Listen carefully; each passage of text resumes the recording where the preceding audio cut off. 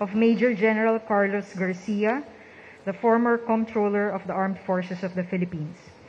Joining us today are Special Prosecutor Edilberto Sandoval, accompanied by former prosecutors, now Deputy Ombudsman for Luzon, Cornelius Sumido, and Deputy Ombudsman for the Military and other law enforcement offices, Jose Balmeo Jr. We also welcome Officer in Charge, Deputy Treasurer Eduardo Anthony Marino III of the Bureau of Treasury. The Philippine government counts another victory in its fight against corruption as it turns over to the Bureau of Treasury today a check amounting to 53,603,092 pesos and 6 cents, representing a portion of the forfeited properties of former Major General Carlos Garcia. Apart from the check, the Office of the Ombudsman is also turning over 11 transfer of certificates of titles under the name of the Republic of the Philippines, covering real properties located in Baguio City, Batangas, Guimaras, and Iloilo as part of the Garcia forfeited properties. To give the remarks for today's event, please welcome Special Prosecutor Justice Edilberto Sandoval.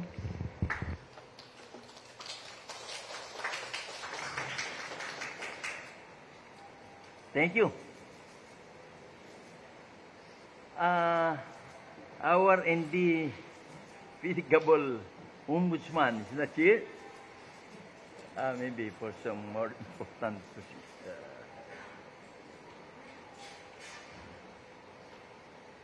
D.O. Cornelio Sumido and D.O. Jose Balmeo Jr., to my fellow officials from the Office of the Ombudsman, to our distinguished guests, Ms. Amor, wala makita namang kagandahan mo.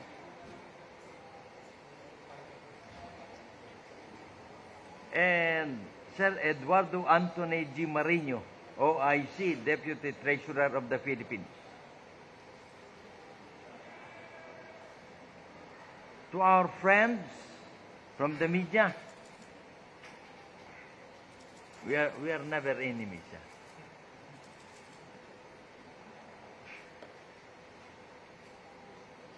And to all those whose lives were affected one way or another by the Garcia plea bargaining case, good afternoon.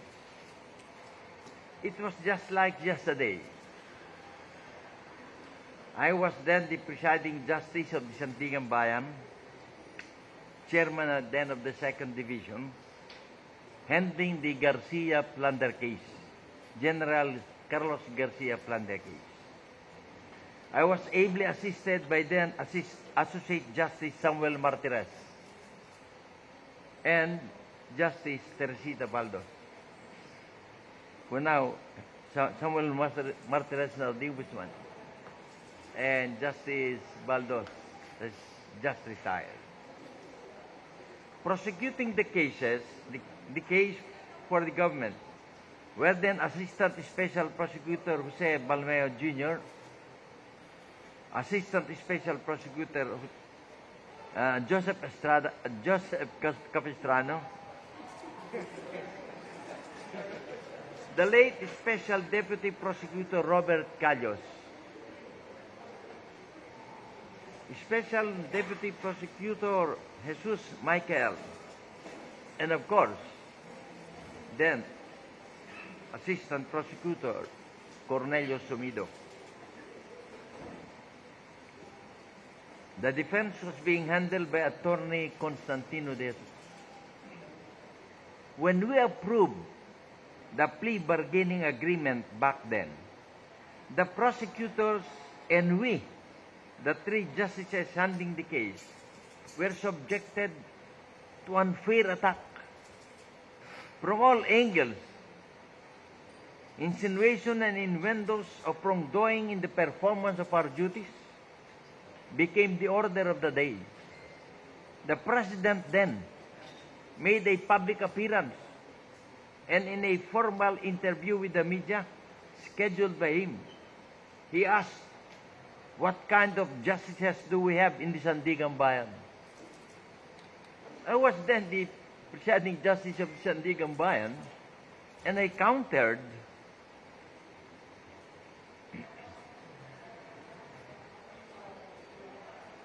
I countered. What kind of president do we have who is shamelessly interfering in the purely judicial function? I hope he is now resting in peace. Criminal and administrative cases were filed against us, which were all dismissed. As the saying goes, the truth shall set us free, and you cannot put a good man down. Fast forward in 2020,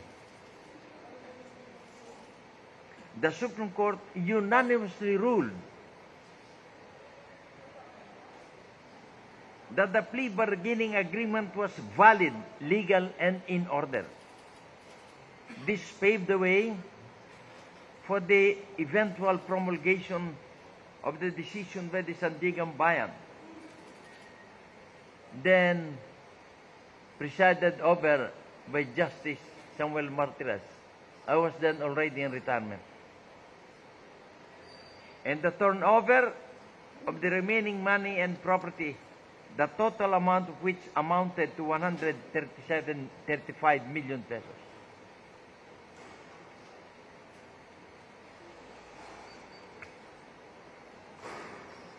Previously, the office of the Ombudsman, then headed by Honorable Conchita Morales, has turned over to the National Treasury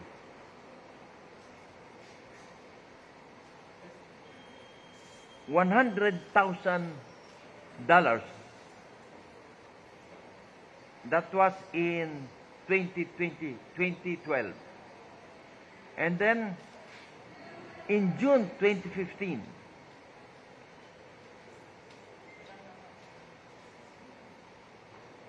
she has turned 1,384,940 pesos and 26 centavos to the National Treasury. I'm sorry. Today, with pleasure and with the distinguished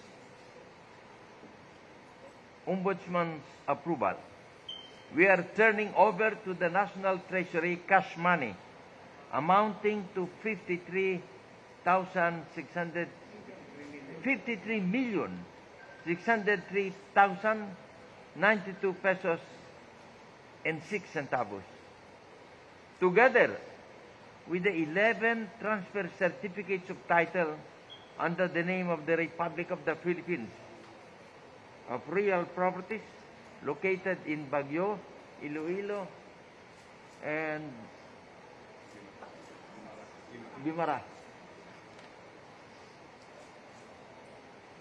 We hope the representative of the National Treasury will be fully appreciative of this. Thank you. Thank you, Special Prosecutor Edilberto Sandoval. We will now have a photo ops of the turnover of the check from the Ombudsman officials to our Deputy Treasurer Eduardo Anthony Marino.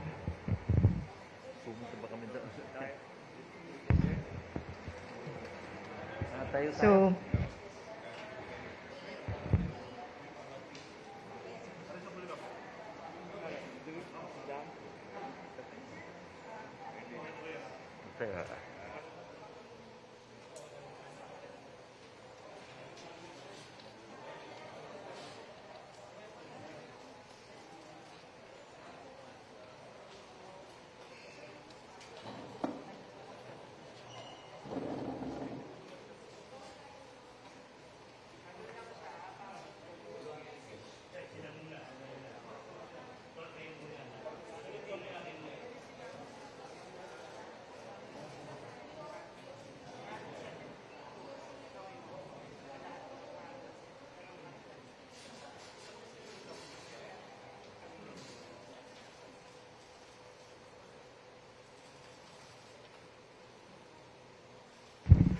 As of date, a total of 135 million had already been remitted by the Ombudsman to the National Treasury as forfeited properties of Garcia, the former Deputy Chief of Staff for Controllership, representing cash, motor vehicles, real estate properties in the Philippines and New York City, and funds from 2 accounts maintained in Citibank, New York City, in connection with the cases prosecuted before the Sandigan Bayan.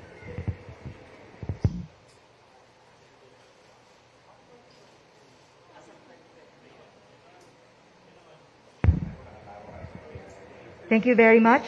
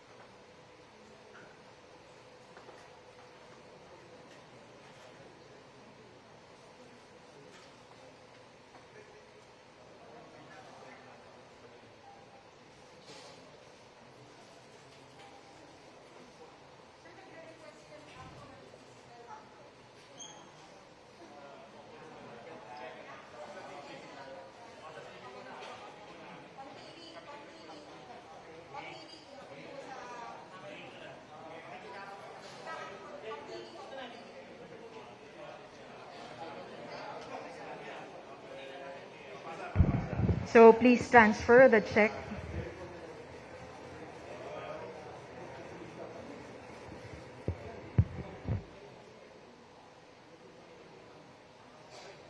Okay. Thank you very much, Justice Sandoval. The check, please, JP. Joanna, please.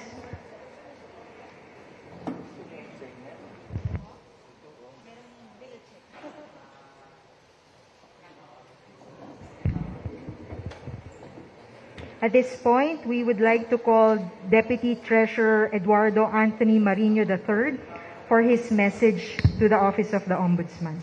Sir?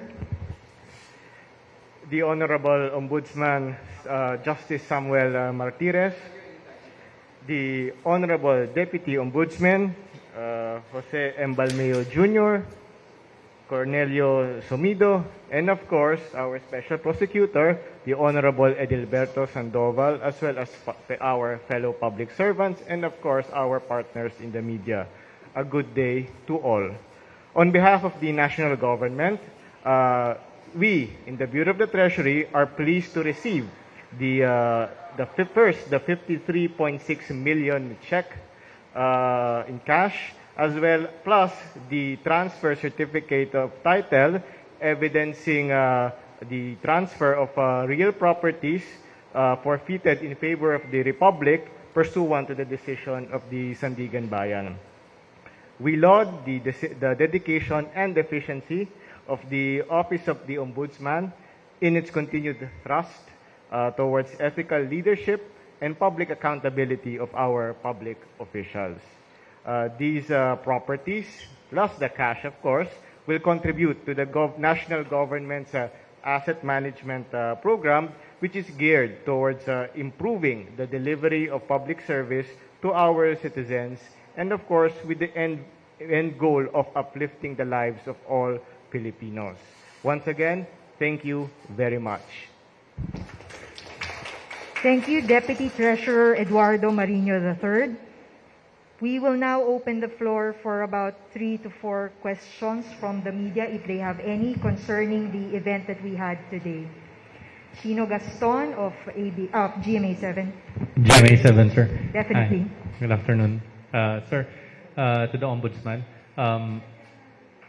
much has been said about the long arm of the law, no? Especially in this case and other cases before this. This case against Garcia serve as a warning in your appreciation to all public officers, no? Would you enjoin or would you postulate to say that it serves as a warning that tama ba, sir? Justice Sandoval. That's good. And we still have some properties transferred to the children of General Carlos Garcia, we are still gathering evidence, so we can also take care of them legally and give to the National Treasury.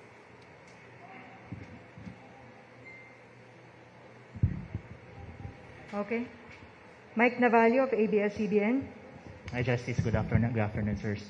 We just want to confirm the findings of the Sandigan Bayan in a recent resolution that the family, the wife, and the sons of Major General Garcia were not part of the plea bargain agreement, and so therefore they are still charged with plunder and money laundering.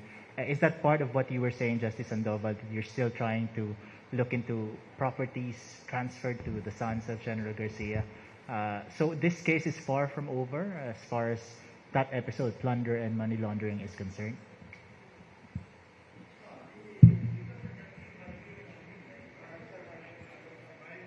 Answer.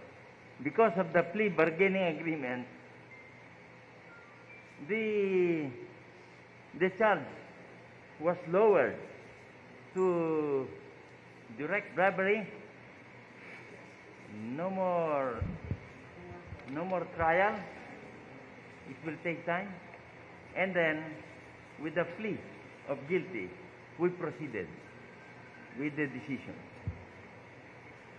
which was questioned by the President then, and through the Solicitor General, he had it elevated to the Supreme Court, and then the Supreme Court unanimously approved our plea bargaining. Justice, what about the wife and the sons of General Garcia? Including the wife and the son. Were they part of the plea bargain agreement? Deputy Ombudsman Baleo. Yes, if I may, SP. Yes, They were not part of the agreement because they were not arrested. They were outside the territorial jurisdiction of the Philippines.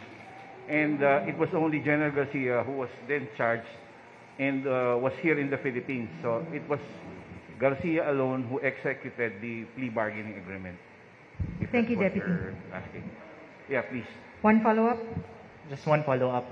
This was not brought up when General Garcia decided to negotiate for a plea bargain with the prosecutors. And what happens now to that case? Is there still the possibility that you will uncover more properties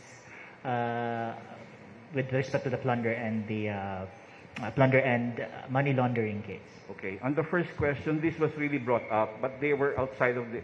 Actually, I recall, I was the handling prosecutor then. There was an extradition filed by the Office of the Ombudsman relative to the wife and the 3 children. Unfortunately, I really don't know what's the status of that right now. With respect to the properties, I think most of the properties have already been surrendered by virtue of the plea bargaining agreement. As our SP said, the properties, the real properties, the cash, were already turned over to the National Treasury. This was also undertaken through the efforts and the assistance of the U.S. Department of Justice. Thank you. We have last question from Jairo Boliedo of Rappler.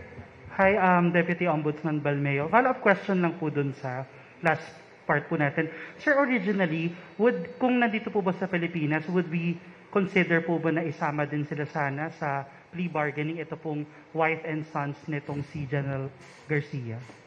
Well, the plea bargaining would originate obviously from the accused.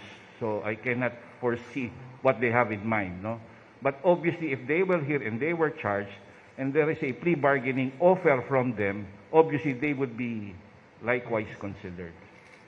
Pero Yes. last question lang Yes, po. please. Meron po ba ibang remedies na tinitingnan sila or pwede silang gawin para mapababa ba yung charges nila or yun na po yun? You better ask the defense counsel. Thank you, DO. Okay, so thank you very much to our special prosecutor, our deputy ombudsman, and the deputy treasurer. And thank you to the media for joining us in our activity today. Magandang hapon po sa inyong lahat.